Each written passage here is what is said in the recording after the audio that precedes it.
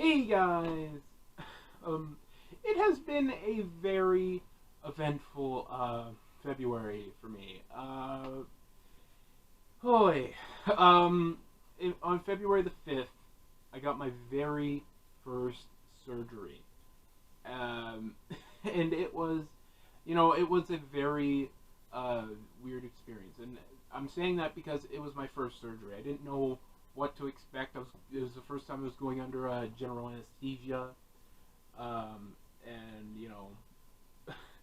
it, I'm gonna talk about. It's gonna be a big video with a lot of points. I got a book here, like talking about the backstory and how fast it was. Like the setup for the surgery, it was from like January, and like I got the surgery done at the beginning of February, so it was very, very fast. So let's just start off with the backstory. Actually, I don't even know if you guys know what I got my surgery for. I didn't remove my colon. I didn't get plastic surgery. I didn't get new tits. I didn't get a facelift. I didn't get a new heart. I didn't give my kidney away. None of that. I got my wisdom teeth removed. That is why I got the surgery, and we'll get it into the points here. So, my wisdom teeth have been growing in my mouth, obviously my whole life, but they've been like overgrowing for at least since like 2015. Like, I'm getting ahead of myself here as well because in September I got my teeth cleaned. The dentist came in and talked with me about getting them done because like they were erupted wisdom teeth, and got that all like figured out. I had to get like a crown. I don't know what a filling.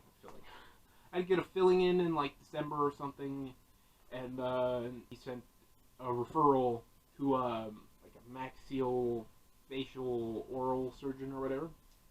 And yeah, that's pretty much just the backstory. So now, how fast the process was. The process was super fast. I met with the surgeon in January, the beginning of January, January 9th. Now, what the surgeon told me is that he was willing to do the surgery. Like, he didn't have a problem helping me out, getting rid of my wisdom teeth, but his equipment couldn't deal with all this. So his equipment in his local, like, not dentist, his local facility, like it's his facility, his equipment couldn't deal with all this. So that meant that surgery was gonna take place inside Hell in a Cell. Yeah, brother, yeah, brother, yeah.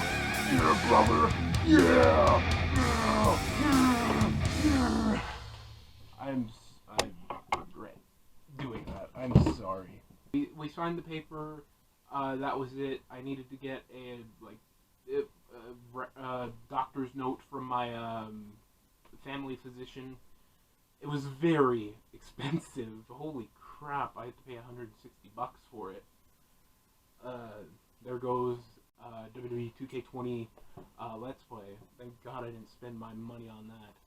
So the note was sent, and I didn't hear anything until like the Raw, like the night after the Royal Rumble pay-per-view. Welcome back, Edge. Love you. And then on the 29th, I believe, I don't know, I got a letter in the mail, which is somewhere over there, and I forgot to grab it, saying that you are on the hospital waiting list, and we'll let you know between 2 to 5 weeks, I believe. And I was like, yeah, that was expected, actually, that was expected, but I was also still expecting the surgery to like take place in May. I thought the surgery waiting list was going to be a long time. But turns out, like 2 days later, a day later, they called me and said, hello, Stephen, we have an opening.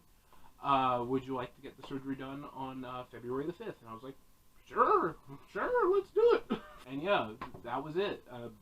It took like 27 days for meeting with the surgeon to getting the surgery. So that was incredibly fast, and I did not expect that. The days leading up, it was pretty intense and like nerve-wracking. The nurse at the station would call me up saying, like, giving me all the questions and like, okay, how much do you weigh? Have you ever gotten an STD? You know, they asked me about my height, and I was like 6'9". They're like, 6'9"? What? There were a lot of rules, like the no eating after midnight, no drinking after like 6 a.m. Like, they turned me into a freaking gremlin. So, like, I felt like a gremlin. I was kind of scared to get any bit of water on me, or else I was going to turn into a scaly monster. They also said, like, don't shave your face, don't wear any jewelry, don't put on deodorant, type thing. So it was very, it was very intense because there was a lot of simple rules that I didn't know how to follow. Also, like, one of the other rules that they gave me, like, shower the night before. That one was, like, way, that was so nerve-wracking. Like, I was losing my mind over that one. Now, the whole issue was my brain is slow. So I was not fast writing everything, and I didn't know everything I had to get down. Luckily, I got the important stuff down, and probably got everything down, but my brain is just slow. You guys have seen in the Forever Stranded videos I did with Robin and my friends, he would say, like, all this super smart stuff, and my hamster would just be dead. I was also stressed because I had like 3 days to prepare for videos, you know, because I thought it was going to be like, we'll get into it later, but I thought it was going to be like 2 weeks of pain. You know, it was going to be severe pain where it's like, I can't talk, you know, but I thought it was going to be super painful, and I thought I wasn't going to be in the mood to edit or even record. I filmed the Oscar video and like some gaming videos, but it was like only enough to cover the first week. Now, I was concerned, because, you know, I would love to keep the schedule I've been doing this whole time. And, you know, I've been doing, like, videos every single week, and I would love to keep that schedule, because I have a passion to make this stuff. But my health comes first, so it's whatever. So I got done whatever I could, and it was like, that's what happened. Whatever I did was going to be however much was done until I got healthier, or better, like, not sore, or whatever I thought was going to be the pain. I believe we are on, yeah, we are on the admission now. Yeah. It was like 7:30 in the morning. I was very tired. We met up with the lady that was at the reception desk, got registered in, and they. This is how tired I was. She asked me, "Do you know where day surgery is?" And I was like, "Today." So that was embarrassing for me. It was like that when the people at the concession say, "Enjoy your movie," and then you go, "Enjoy your movie too."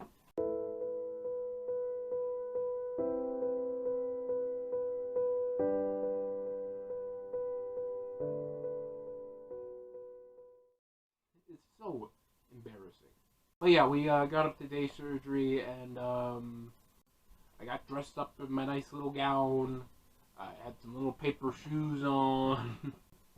And then I went in from the admission like waiting room to the surgery like waiting room area, because it was all still in the same room. There's like the sitting like at a doctor's office where you're just sitting with your loved one, like, and then the doctor calls your name type thing. And then there is the you're sitting in a chair by yourself with your little shower cap on, waiting for the surgeon to say, "Follow me to the OR." But yeah, that was pretty much it. I sat there with my glasses off, twiddling my thumbs for like 10 minutes, and then a nice nurse came and picked me up and said, "Hey, follow me to the OR." And I was like, "Okay, let's go." Entering the OR, I was thinking it was going to be like a dark room, but it was very like bright. I was also expecting a frozen table or whatever, a frozen metal table. Not what happened. Maybe it's just because I had a warm blanket on me as well, but it felt like a comfy, like leather bed, and it had like a bunch of pee pads. Well, I'm thinking dog pee pads, but it had pads on it. So, and obviously for the blood that would spew out of my mouth. So I got on the table, and they had to, like, it's embarrassing for me. They had to get a, like, foot extender, for my giant body to not dangle off the OR table. I was told when I went in it was going to be super busy. Like, when I got on the table, there was an IV guy on this hand, and the nurse that I walked in with was taking my blood pressure with this one, and there were like many other people doing many other things. Like, it was insane. All I was paying attention to was the IV and the blood pressure, because the blood pressure was squeezing on my arm, and I freaking hate the pain of that. And oh my gosh, we'll get into that, because the next point on our list is talking about getting knocked out. So, oh, that was the worst. I've always had this wonder of, like, what does it feel like to fall asleep? I feel like many other people probably have the same thought. Like, what is it like to fall asleep? So, I always had that thought, and I was like, I'm going to make sure, like, pay super close attention while they're knocking me out. Worst decision I've ever made. To make everything short, the anesthesia guy put the mask on my face. Well, first the nurse was, and the nurse wasn't really getting anywhere because I was able to breathe through it. So that's why I think, because the anesthesia guy then started to go, like, held it over my face. It was like smothering me, pretty much, suffocating me. Now, obviously, he wasn't trying to kill me, because there were a lot of people in the room. The nurse was doing it softly. I was able to breathe out of it. So I think he was just trying to get my oxygen level, like, stabilized or something. I don't know. Then they injected me with the general anesthesia. Now, I hated that. I really hated that. Oh my gosh. So, to tell you, I think I've shown it already.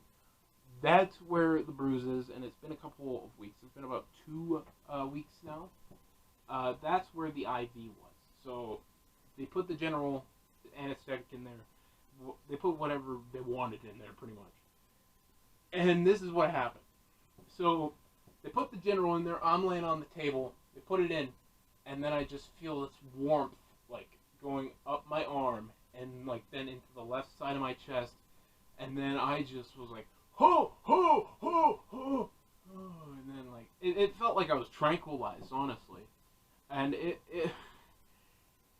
was the weirdest feeling ever. And I just never want to experience that again. Because I just felt everything start to slow down. It should go.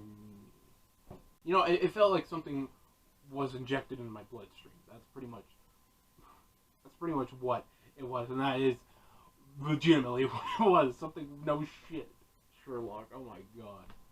Then I just woke up. I was super groggy. Holy crap.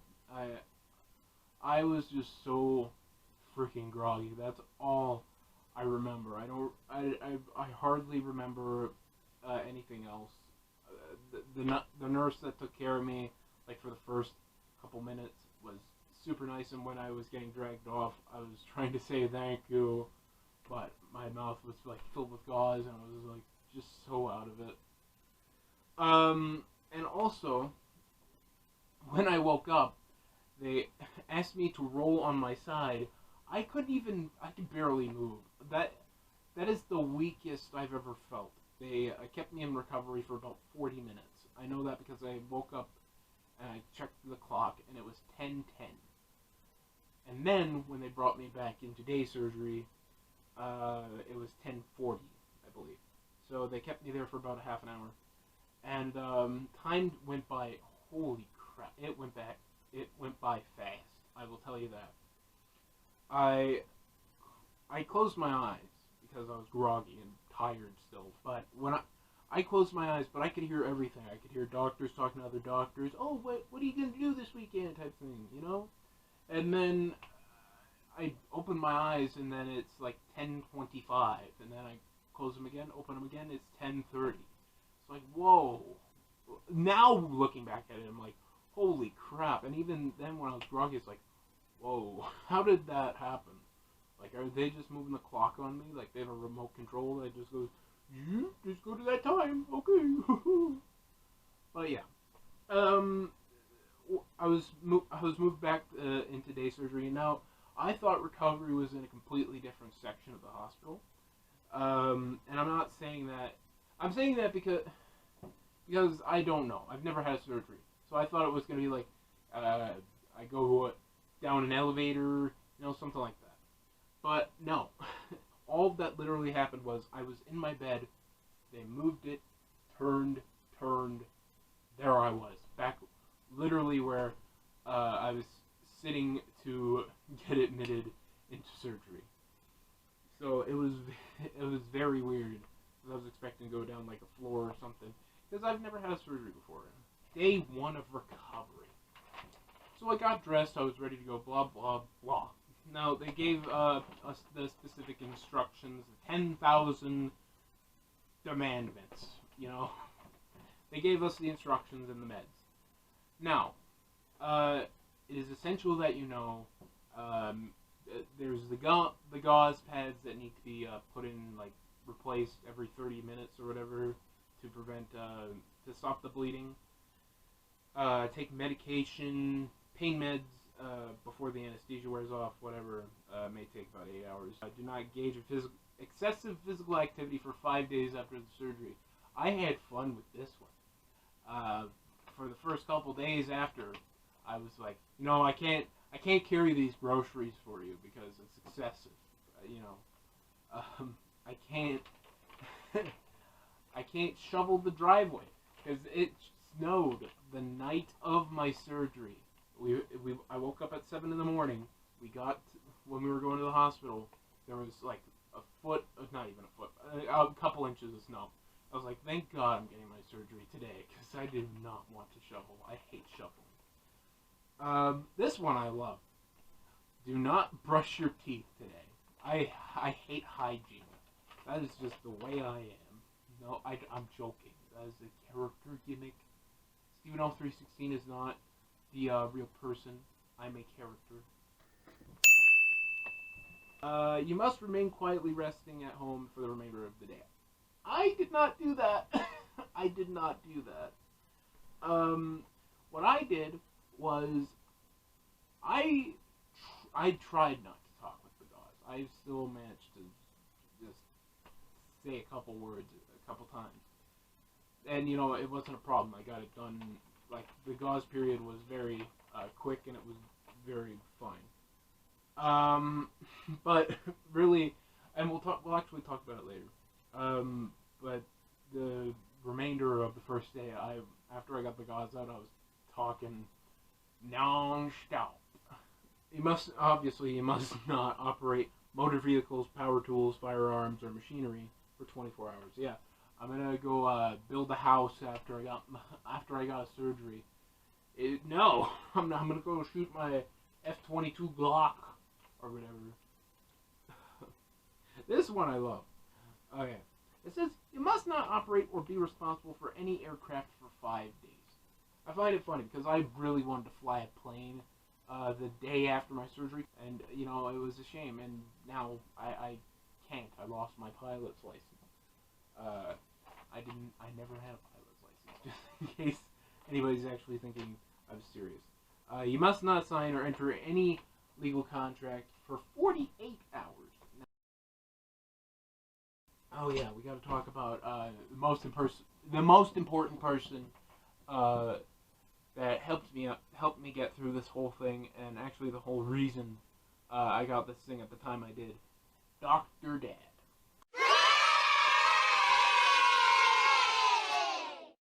Now, let's talk about Dr. Dad. Dr. Dad, he took care of me. I would be, I don't know what I would have done without the help of Dr. Dad. He made sure everything was done on time. He would tell me, hey, you have to take your pills, take the gauze out, do the syringe, all that. And that I'm thankful for, because I just didn't want that much responsibility. Because one, I can't handle that. There was so much to do.